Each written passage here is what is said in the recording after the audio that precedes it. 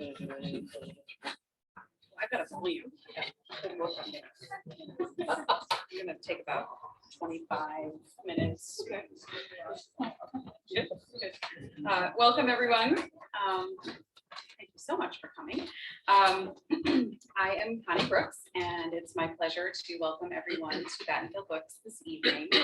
We are welcoming tonight both our in-person guests as well as a number of attendees on Zoom, which is a new experience for us. We have not done many hybrid events outside of like book clubs and things like that. So bear with us if there are any bumps in the road.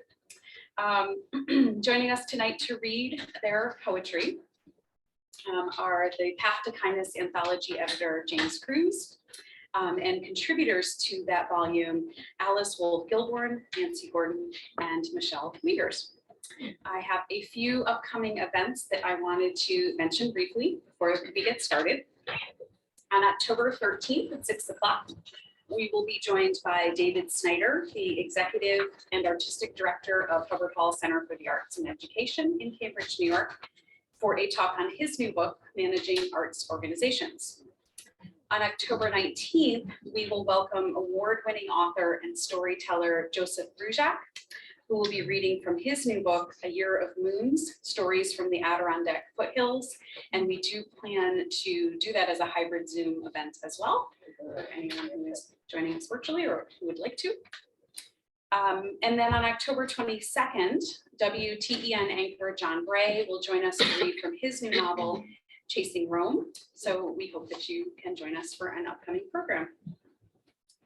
Before I introduce our poets tonight, I just have a few quick housekeeping details. As I already mentioned, our event is hybrid tonight. We are also recording tonight's presentation, and we will make that recording available next week on YouTube for anyone who would like to share it. And if there is time after we read some poetry tonight, we will open up the floor for questions. And for those of you on Zoom, you may ask questions using your chat feature, and our moderator, our Zoom moderator, Eve, will be relaying this. Thank you. So joining us this evening, as I mentioned, are Alice Wolf Gilborn, Nancy Gordon, Michelle Wiegers, and James Cruz. Alice Wolf Gilborn, a native of Colorado, is the founding editor of the literary magazine Blue Line, which is published by SUNY Potsdam. Her poems have appeared in various journals and anthologies, most recently Healing the Divide and After Moby Dick. She is also author of a chapbook, Taking Root, as well as a full-length book of poetry, Apples and Stones. And we have several of Alice's books here with us tonight. Nancy Gordon grew up in the Adirondacks and then later taught English in New Jersey. A midlife marriage and move were followed by law school and years of law practice. She and her husband have returned home to the Adirondacks, and she now finds that she has much more time for poetry. Michelle Wiegers has read here before. Welcome back, Michelle. She is a poet and mind-body life coach based in Southern Vermont. Her work has appeared in Healing the Divide, the Birch Song Anthology, and Third Wednesday, among other journals. In her coaching work, she is a passionate advocate for those who suffer with chronic pain and fatigue. James Cruz is the glue that holds us all together. James holds an MFA in creative writing from the University of Wisconsin-Madison and a PhD in writing and literature from the University of Nebraska-Lincoln. He is the author of 4 prize-winning collections of poetry, The Book of What Stays, Telling My Father, Bluebird, and Every Waking Moment. His poems have been reprinted in the New York Times Magazine, Plowshares, and many, many others. As well, James is the editor of the best-selling anthology, How to Love the World, which has more than 100,000 copies in print at this point. How to Love the World has been featured on NPR's Morning Edition, in the Boston Globe, and the Washington Post. Following the success of How to Love the World, in April of this year, Story Publishing launched the newest anthology, The Path to Kindness, Poems of Connection and Joy, which we are here tonight to celebrate. So please join me in welcoming our wonderful poets this evening. Thank you.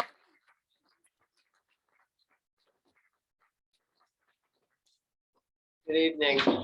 I'm thrilled to be here with James and Alice and Michelle. Thank you, Connie and Batten Kill Books for hosting and planning this reading.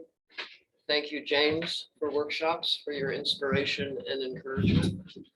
Thank you, friend Alice, for suggesting James's workshops a couple of years ago. Thank you, Rebecca Starks, for more recent workshops that energize and inspire.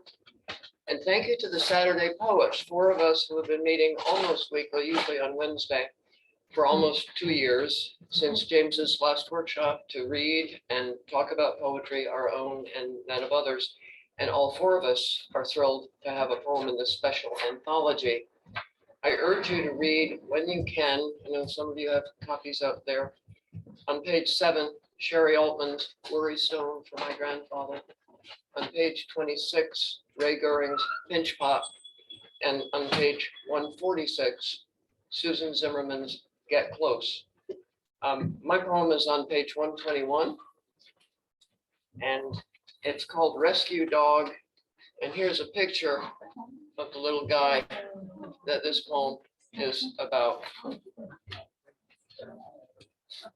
Jake comes into sight, 10 pounds of whirling golden fur, legs and feet a blur, released from his leash to greet me, racing toward me, eyes dark pools shining, ears flapping with his running and jumping, up into my arms, onto my shoulder, his body close to my chest, my heart.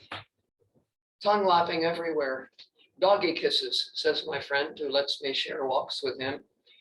Quick breaths, his heart pounding, his body warm and flexible as a gymnast's. He drinks water from my hands. He walks us.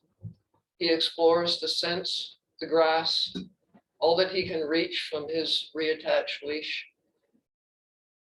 He and my friend debate the boundaries. When I have to leave, I turn to watch them go.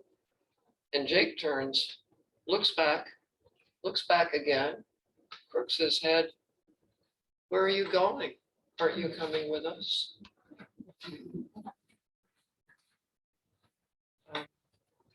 James suggested that we read a couple of other poems from the anthology before some of our own, and I'm delighted to read to you on page 170, a poem by Ray Hudson, Unbreakable Clarities.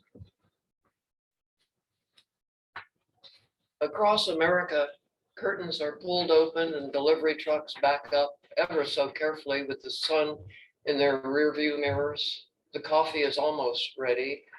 On a pad beside the telephone is the number you left when you called.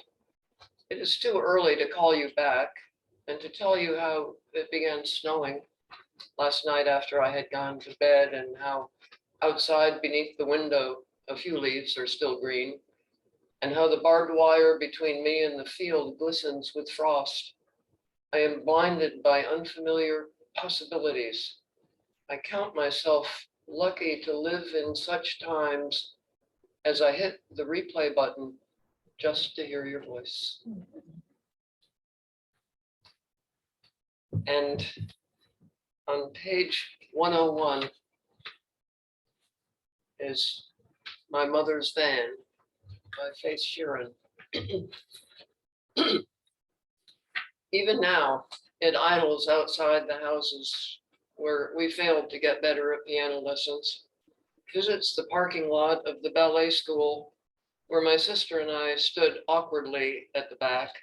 My mother's van was orange, with a door we slid open to reveal beheaded plastic dragons and bunches of black half-eaten bananas. It was where her sketchbooks tarried among abandoned coffee cups and science projects.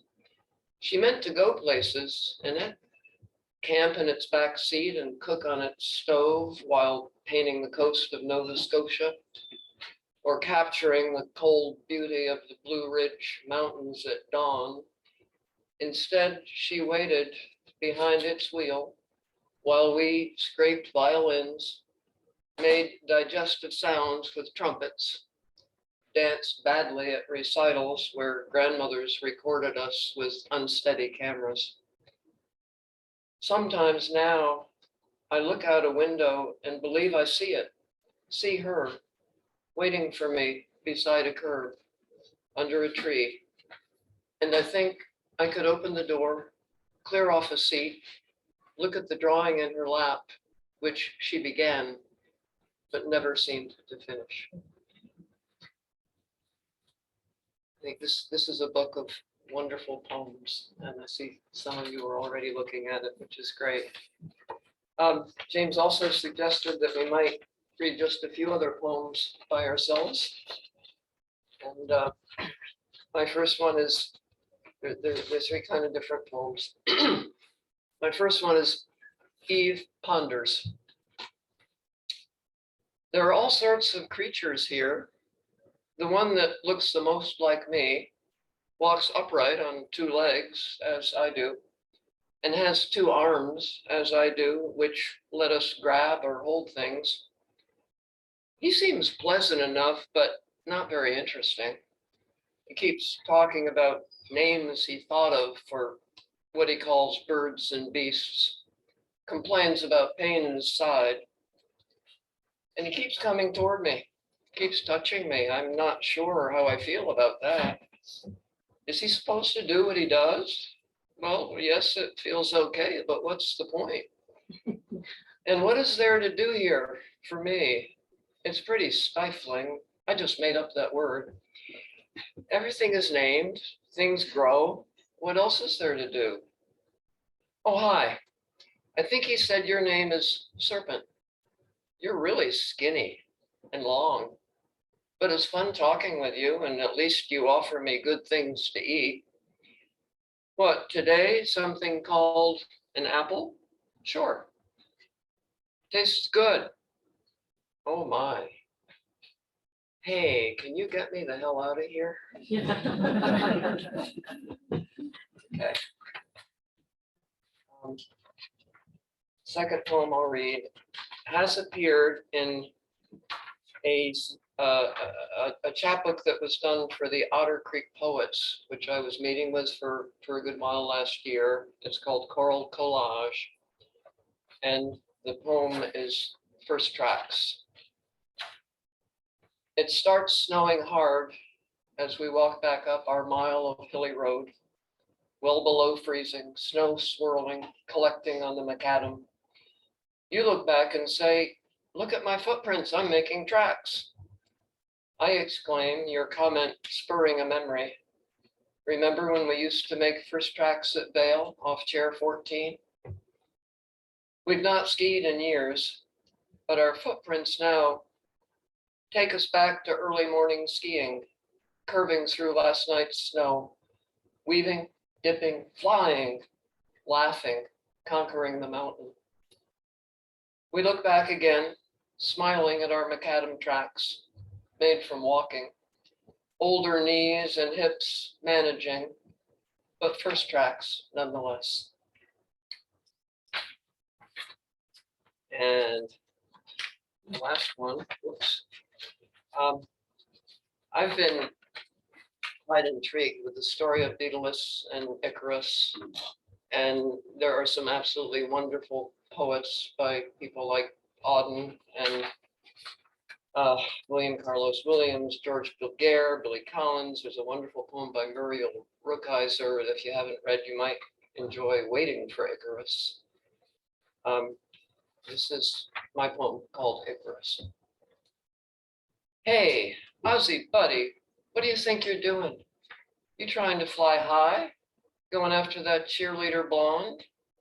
You jerk, you think that'll work? You get too close to that snazzy chick and you're dirt, or in the dirt, face down. Remember that dumb poem Miss H made us read? Some English guy describing a painting by a guy whose name I couldn't pronounce. A kid flew too close to the sun and his damn wings melted. You remember that, Ozzy, you dummy? And for all that showing off, then crashing, damn, nobody even noticed. So why bother? Come on, Oz, don't aim so high. It don't make sense, it's too much stress. Try for that pudgy girl in bio with a cute face, she'll say yes. Don't burn your wings, Oz. It ain't worth it. Nobody has to know where you want it to go. So,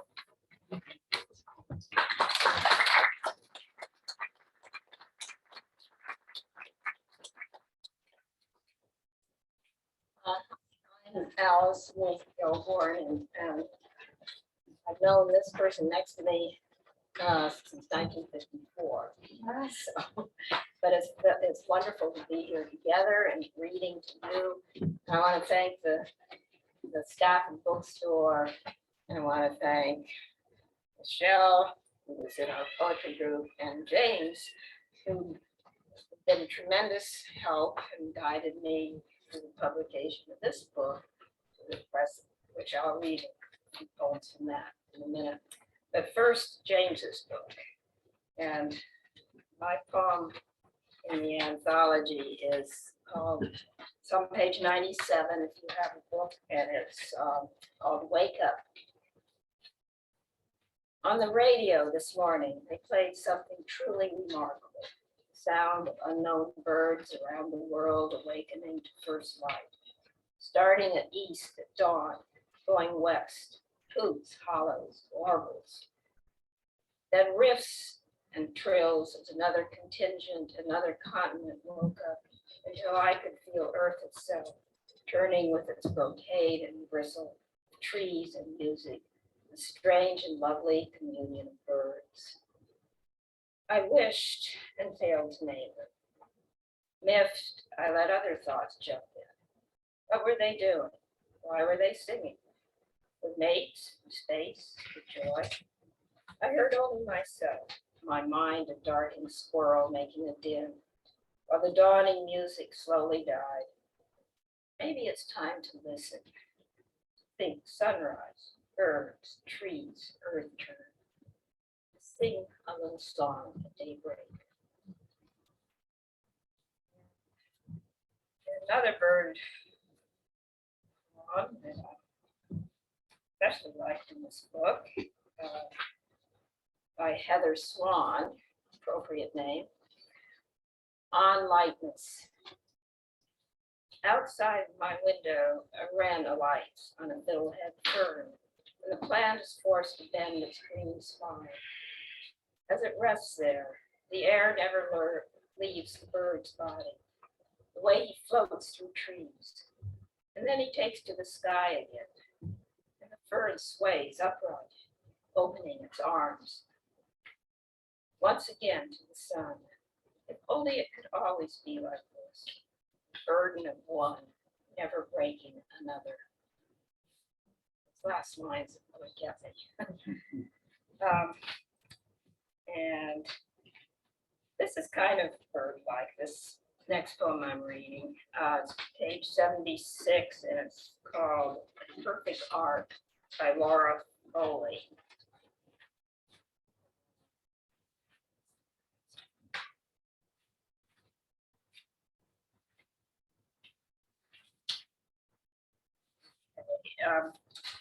Perfect art. I remember the first time he dove. He was 5 and we were in a swimming pool, and I said, tip your head down as you're going in while your feet go up. And then his perfect little body did it exactly right. A perfect dive, sliding downward, arcing without a wave, and I just stood amazed and without words as his blonde head came up again. And today I watched him for the longest time as he walked, firm and upright along the street, with backpack, guitar, all he needs, blossoming outward in a perfect arc, graceful turning away from me.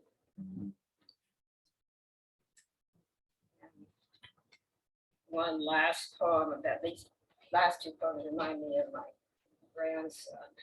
I guess that's why I chose it. It's page 157, Marjorie Sazer, and it's called Last Day of Kindergarten. Last day of kindergarten, in the photograph, the boy is ecstatic, set free, a young king, everything ahead of him. There's nothing he can't have, and if he wants, and he wants it, as does his friend beside it. They are ready now to ride off together and slay dragons, rescue the world. It's all here in the park after the last battle. It's here in the green summer they have been released to. It's here in their manhood. They've only finished kindergarten, but they understand freedom and friendship. They're on top of the picnic table. They're on top of the world in their tennis shoes. They have raised their arms. They are such men as could raise continents. They have survived. Look how their fingers reach the sky, and their legs are sure as horses. Their bodies will forever do anything they ask. And a few short poems here. This is my book, Apples and Stones. Start with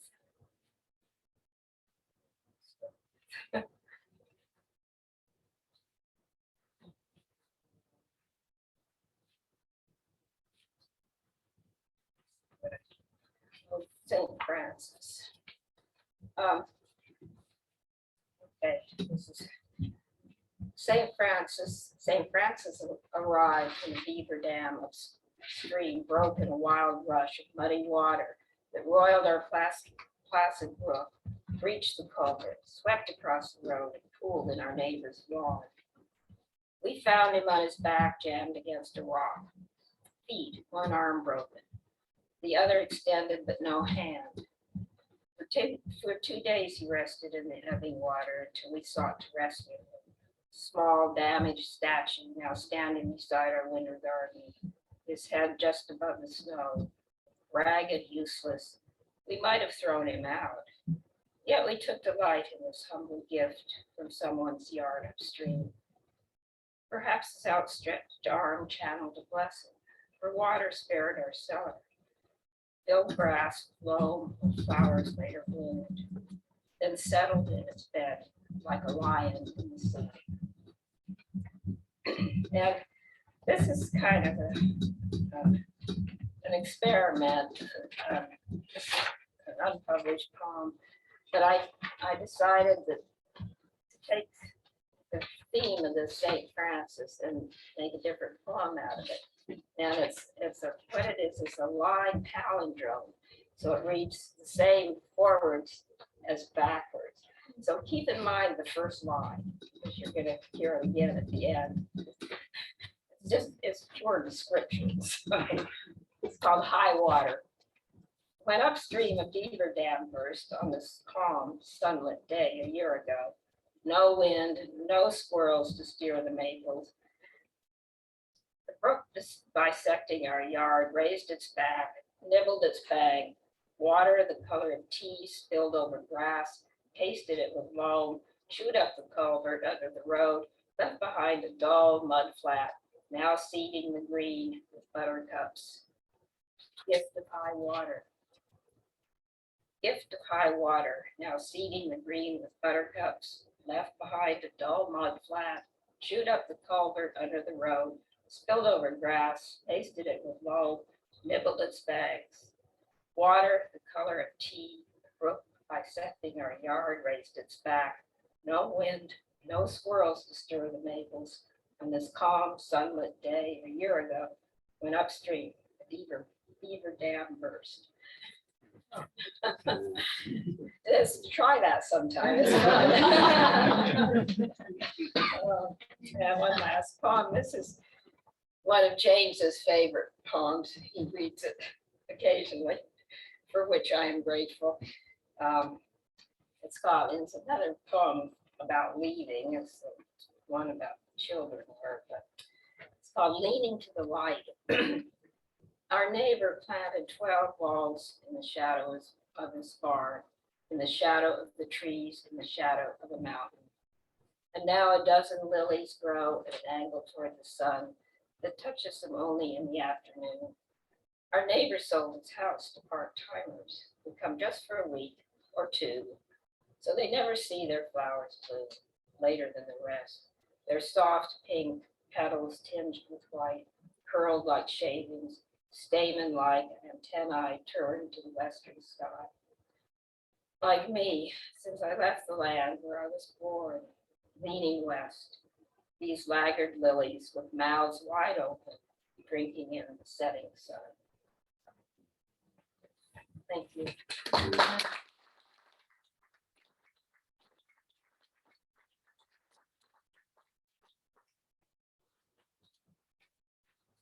I'm Michelle Wiegers, and it's really great to be here tonight. Thank you, James, for inviting me, and Connie and the staff at the bookstore for hosting tonight.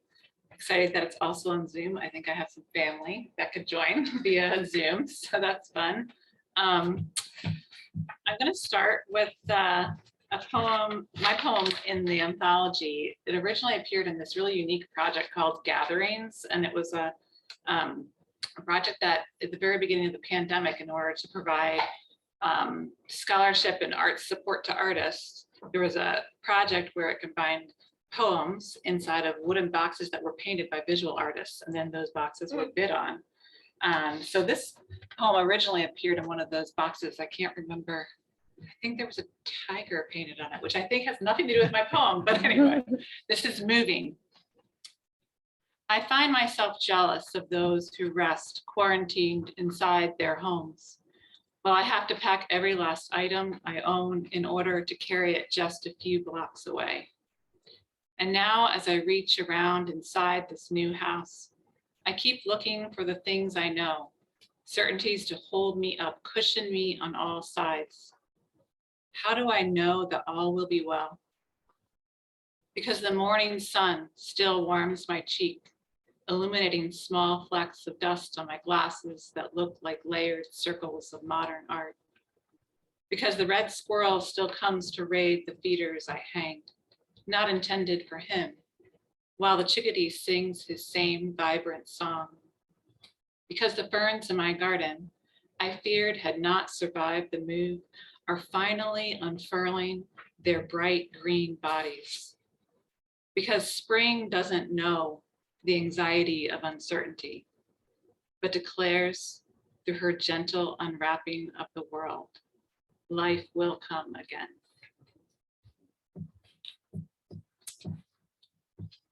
I'm going to read another poem from the anthology. This is on page 23, if you like reading along, by Kim Stafford, called A Chair by the Creek. Someone spoke twisted words to hurt you, control you, tarnish your name. Good thing you have this chair out under the cottonwoods where leaves swivel trouble away. A nosy neighbor shouts across the property line, something about your right to be.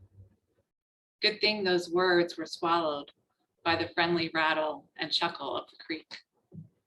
Settled in your chair, enchanted by moving water, your thoughts turn green, your heart fills with slanted sunlight, whisper of aspen. You put all words of envy, anger, and greed into the sound of moving water and listen as they flow away. I'm going to read another dog one from the anthology. This is on page 120. I love that. And this is by Alicia Ostricker. This is The Dogs at Live Oak Beach, Santa Cruz.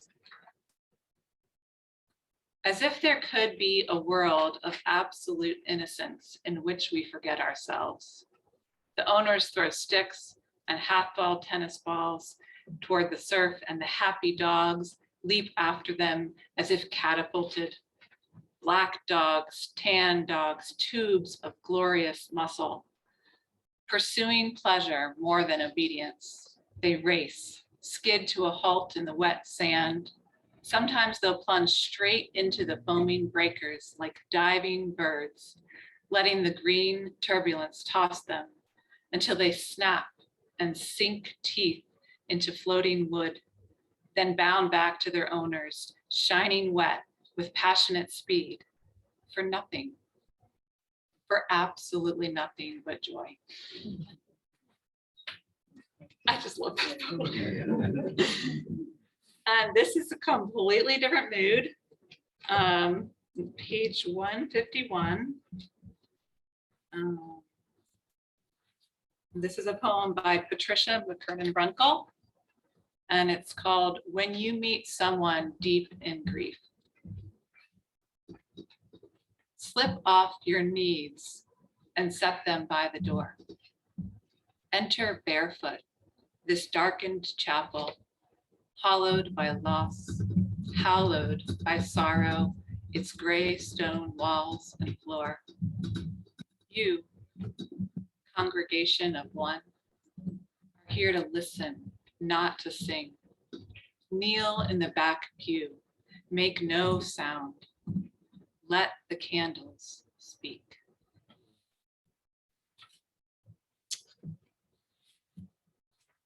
I'd like to read a few of mine,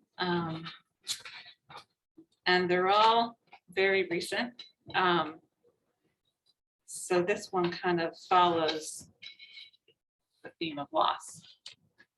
Morning instructions after making a difficult choice. Feeling the weight of decision pressing on your chest, draping over your shoulders, pulling down on your arms and legs. You thought today would feel lighter, having finally made your choice. But the body remembers its losses, and all you can do is be with them. Let disappointment join forces with gravity as they pull you down towards the earth, long enough to let you whisper, I know how long you've worked, how difficult this choice has been, how hard it is to accept the loss of all you planned. Though today is not for work, but to stay in bed a little longer, pausing to take in long breaths, letting them leak out slowly through parted lips, cheeks hanging slack, imagining your teeth somehow find a way to lie down and rest.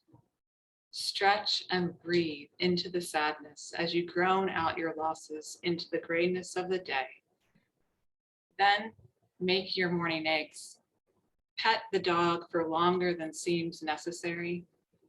Let the dishes sit in the sink. Drink a cool glass of water. So my family moved through a transition this year by sending my oldest to college. And this poem helped me get through it. I will just say, in case you're not aware, there is a word, well, the word transition is a stage in labor when a mother is giving birth. And when she moves into transition, there's the telltale sign of crying out, I can't do this anymore. And then you know the baby's almost there. If you didn't know that, you're welcome. So once you're into transition, you know that life is coming really soon. And this is called In Transition All Over Again.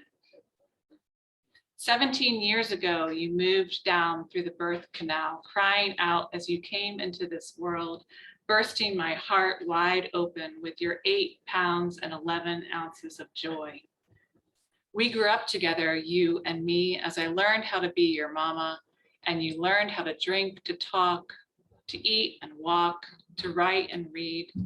This curly-headed, thumb-sucking boy who loved to cuddle with his mama is ripping me open all over again as you sing and dance your way across the high school stage in your last drama performance. The lights flash, the audience laughs again at the hilarious way you bring your role to life. And now, somehow it's my turn to let you live apart from us when you've always been a part of us. And though I'm thrilled for all that life will bring you, I feel like I can't do this. As if I'm in labor all over again, now coming towards the end of this excruciating transition that asks me to let you go. I thought I might tear up a little. He is only a freshman. I'm going to end with this short poem I wrote this past spring called There Is Still Forgiveness. My new plants sat all summer in their black plastic pots waiting for me to stop being too busy to place them in the ground. These perennials I bought at the garden club sale last spring were never planted. And despite spending their winter on the cold concrete of the garage floor, which I was sure would lead to their demise, they are now pushing up spikes and sprigs of green, lady's mantle, reticulated iris, garden phlox, and mint all survived the winter above ground. As if to assure me that despite all the mistakes I have made, there is still forgiveness and growth underneath the darkness. That new life is always worth waiting for.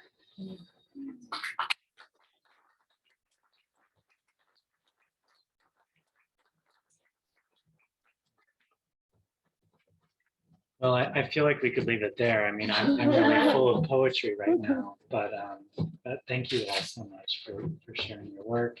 Thank you all so much for gathering in person in the name of poetry, kindness, connection, joy, which I'm feeling so much of tonight. And thanks to everyone in Zoom world for joining us as well. It just feels like such a miracle that we're able to gather in person and still connect across the world at the same time. Feeling a lot of full circle moments. So these three women I met in classes that I offered over the past 5-6 years. And, you know, I have felt over the years that they have taught me as much or more than I have taught them. And so feeling really grateful to be sitting next to them tonight. And I also realized it was about 5 years ago, I think, that I did my first reading here at Bat and Kill Books. So it's our 5th anniversary, Connie. I didn't get you anything, but I'm very happy to be here and sharing this time with you all. So I want to start with a poem by our current poet laureate, Ada Limón. And this is on page 103 if you're following along. And there are a lot of poems in this book. I think another one was read by Faith Sheeran, My Mother's Van, along this theme of sacrifice, parental, familial sacrifice especially. And it seemed like such a deep form of kindness, the sacrifice that we make for the people that we love in our life. The raincoat. When the doctor suggested surgery and a brace for all my youngest years, my parents scrambled to take me to massage therapy, deep tissue work, osteopathy, and soon my crooked spine unspooled a bit. I could breathe again and move more in a body unclouded by pain. My mom would tell me to sing songs to her the whole 45-minute drive to Middle 2 Rock Road and 45 minutes back from physical therapy. She'd say even my voice sounded unfettered by my spine afterward. So I sang and sang because I thought she liked it. I never asked her what she gave up to drive me, or how her day was before this chore. Today, at her age, I was driving myself home from yet another spine appointment, singing along to some maudlin but solid song on the radio. And I saw a mom take her raincoat off and give it to her young daughter when a storm took over the afternoon. My God, I thought, my whole life I've been under her raincoat, thinking it was somehow a marvel that I never got wet. It's really hard to read that and keep it together. Such a beautiful poem, and she is such a great person to represent poetry in our country. I want to share a poem of my own that is also about parental sacrifice. And this one is on page 78. It's called The Pool. And this is where I own up to being a very fussy child in the face of my father's generosity. The pool. Because he couldn't afford the kidney-shaped in-ground pool we all wanted, my father went out and bought a used galvanized pool whose rusted rim I refused to touch. As usual, he had a solution. He split a length of black rubber hose down the middle with his pocket knife, then stretched it over the rough sides inch by inch until no rust showed. Back then, I never thought such gestures were selfless, evidence of what we call unconditional love. But now I feel my small hands gripping soft rubber, and I see my father on the back porch, cigarette hanging from his smiling lips as he watches me lift myself out of the pool, flinging cold water from my goose-pimpled skin as if I'd been reborn.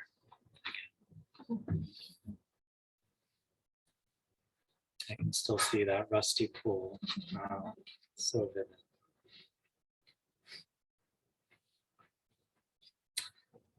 Next poem I'll read, it's by a good friend of mine, Danusha Laméris, who lives out in California. And the name of the poem is Inshallah, which, as she explains in it, means God willing. And actually, I've been using this word for years because a good friend of mine, another good friend, taught Somali immigrants in Minneapolis, and she adopted this saying, Inshallah, like it's going to happen later today, Inshallah, Inshallah. And I just love the sound of it, the sort of welcoming nature of it. So this is Inshallah on page 171 by Danusha Laméris. I don't know when it slipped into my speech, that soft word meaning if God wills it. Inshallah, I will see you next summer. The baby will come in spring, Inshallah. Inshallah, this year we will have enough rain. So many plans I've laid have unraveled easily as braids beneath my mother's quick fingers. Every language must have a word for this, a word our grandmothers uttered under their breath as they pinned the whites soaked in lemon, hung them to dry in the sun, or peeled potatoes, dropping the discarded skins into a bowl. Our sons will return next month, Inshallah. Inshallah, this war will end soon. Inshallah, the rice will be enough to last through the winter. How lightly we learn to hold hope, as if it were an animal that could turn around and bite your hand. And still we carry it the way a mother would, carefully, from one day to the next.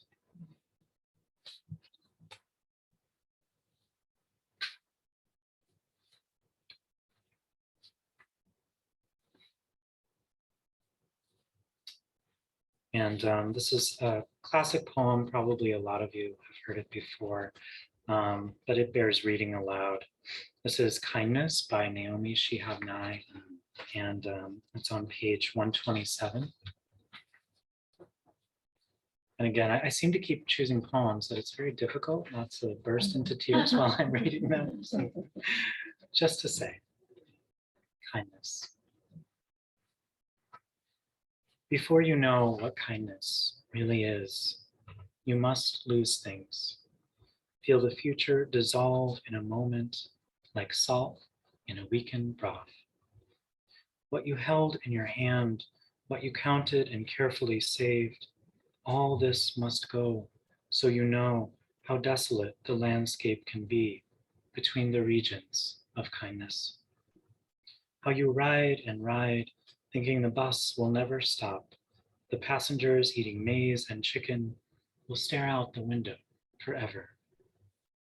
Before you learn the tender gravity of kindness, you must travel where the Indian in a white poncho lies dead by the side of the road.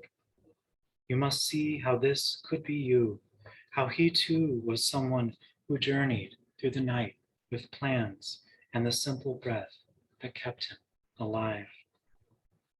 Before you know kindness as the deepest thing inside, you must know sorrow as the other deepest thing. You must wake up with sorrow.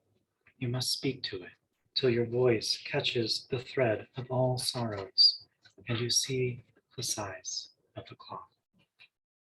Then it is only kindness that makes sense anymore. Only kindness that ties your shoes and sends you out into the day to mail letters and purchase bread. Only kindness that raises its head from the crowd of the world to say, "It is I you have been looking for," and then goes with you everywhere, like a shadow or a friend. There's a really great interview with Naomi on Being, the podcast, and she tells the story of this poem. And it actually happened that she and her husband were on honeymoon in Colombia, and people stopped the bus and robbed everyone on the bus. And so their passports, all their money, their traveler's checks, when people still use those, were taken away and they were left with nothing. And so she and her husband made their way to this square, and he went off, leaving her alone to find help, seeing if they could get, the traveler's checks reinstated. And she said she sat in the center of this square, and this poem just basically came to her, announced itself. So really interesting story with that.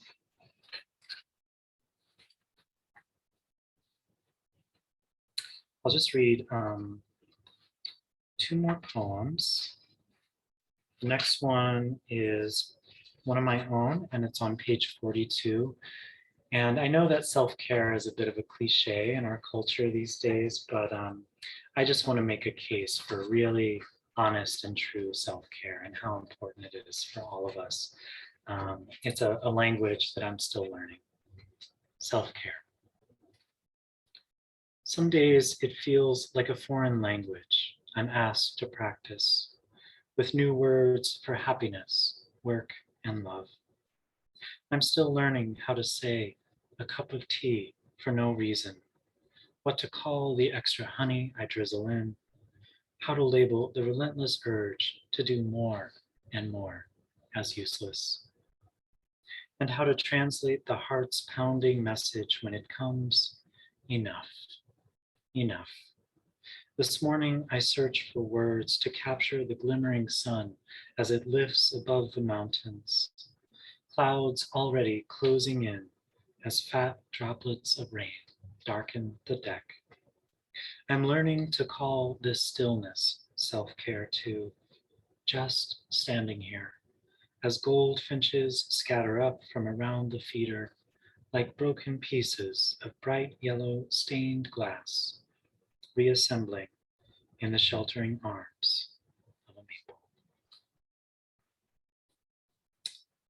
You know that feeling when you finally look after yourself again, and you suddenly feel whole, like you have a body again? I was trying to capture that. The last poem I'll read is by Rudy Francisco. He's a wonderful spoken word poet who I believe lives out in California. This is on page 126. It's called Mercy. She asks me to kill the spider. Instead, I get the most peaceful weapons I can find. I take a cup and a napkin. I catch the spider, put it outside, and allow it to walk away. If I am ever caught in the wrong place at the wrong time, just being alive and not bothering anyone, I hope I am greeted with the same kind of mercy. You've all been such a great audience, so thank you all so much for listening.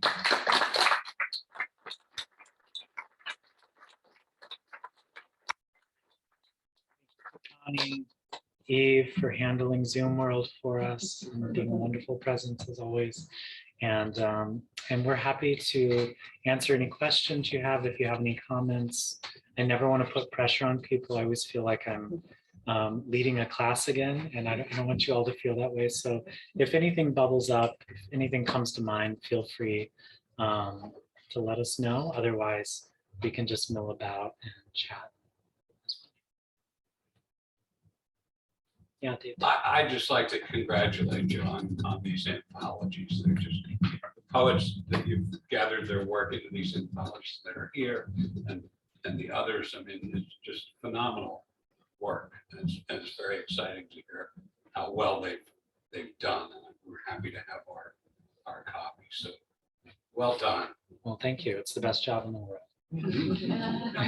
Here, here. Lots of gratitude rolling in from the virtual world. Good. Yeah, let us know if there are any questions from there.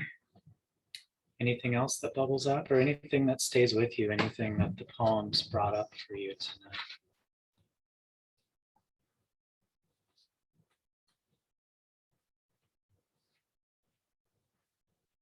I guess I would ask, do most of your poems come from you sit down and try to think, this is what I want to write about, this is what I want to try to say, and it kind of comes to you in little bits and little times?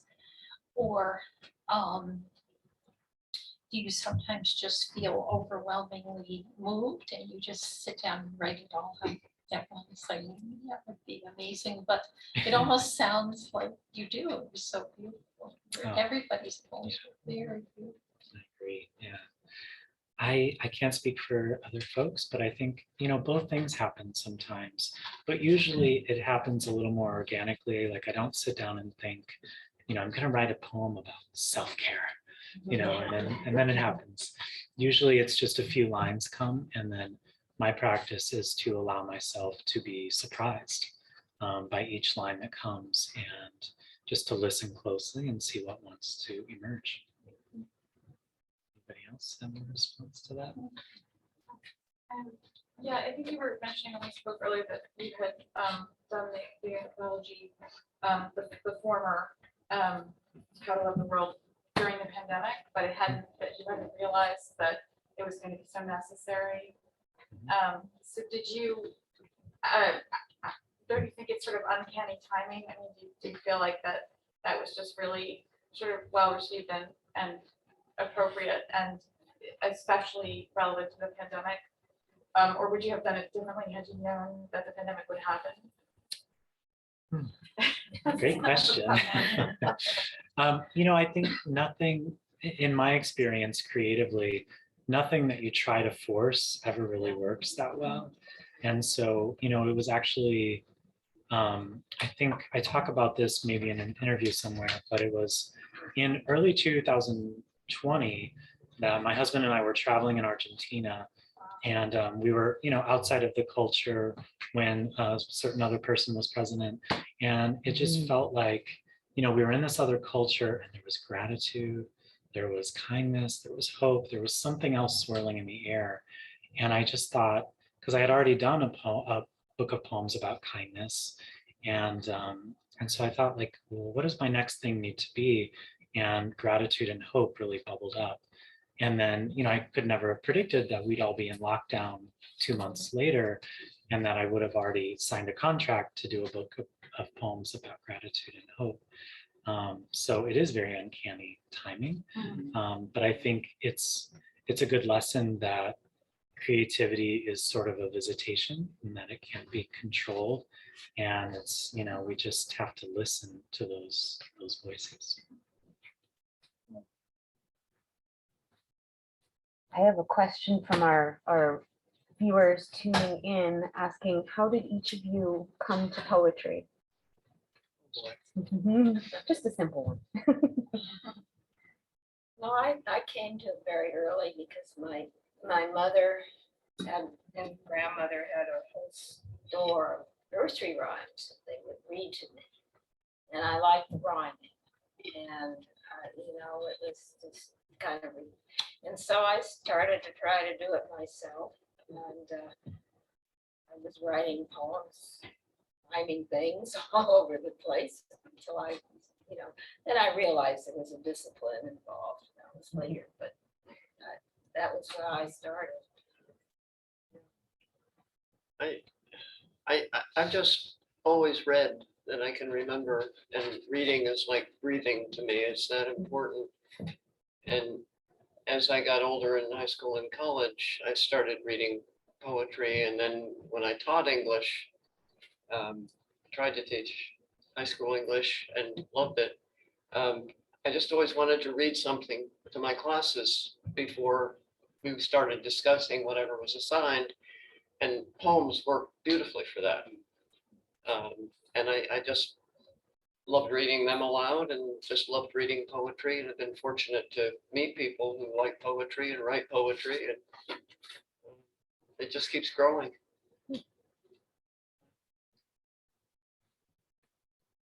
I'm the oddball, I think, a little bit. I mean, I always appreciated poetry and wrote some, but I would say I was filled with too much fear and shame to step into my own voice until actually the short story is I had decades of chronic symptoms and chronic pain that I understood eventually to have a mind, body, stress, emotion component.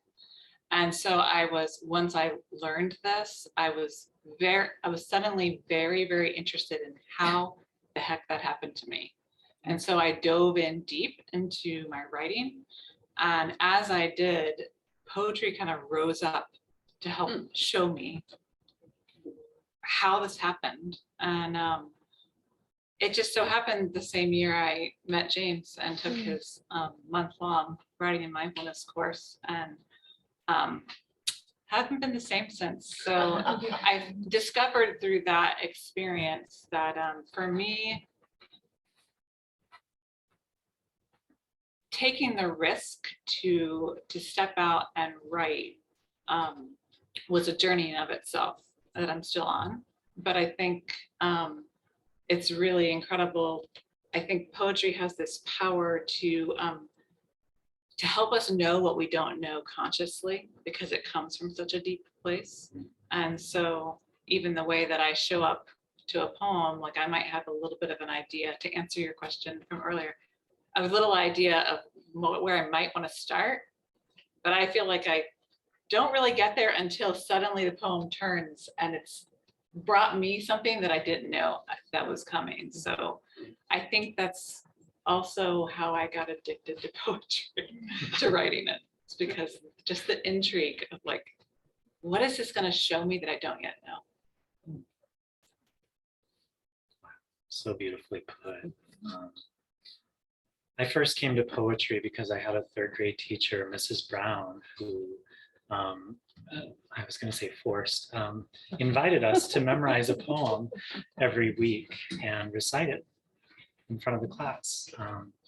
And I still don't know, maybe it's similar to your bubbling up of like, I don't know what made me, as a very shy, introverted child, go up to her desk and say, can I write my own poems and memorize them and recite them to the whole class? Which still sounds kind of terrifying to me, honestly. But I did, and that's when I started writing poems. And then seeing people respond to something that I created out of nothing was super addictive. And so, and I've been a convert ever since. And the intention of these anthologies is to bring poetry to as wide an audience as possible, and to help people see it as a healing force, and even writing itself as a healing force in our lives.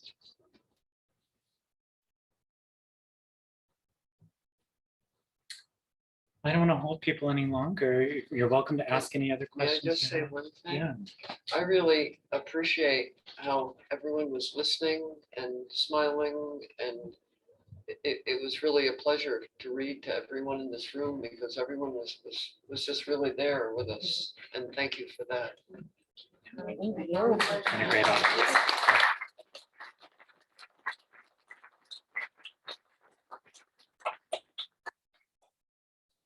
So much.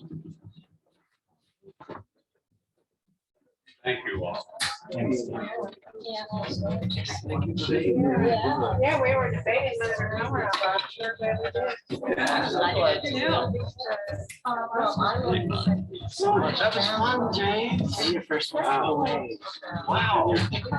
May I live long enough to a second? High school in New Jersey. You will. Michelle said, "Oh, you like me too, and here you are."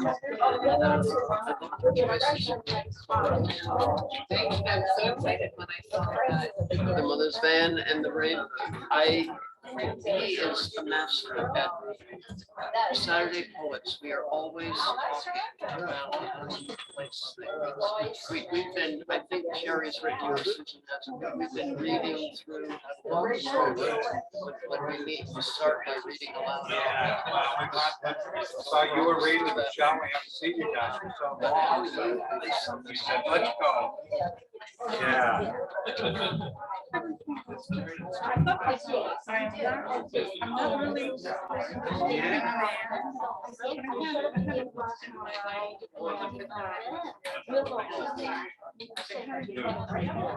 Oh, it went pretty well. It went extremely well. There weren't huge numbers, but really enjoyed John Fox's workshop.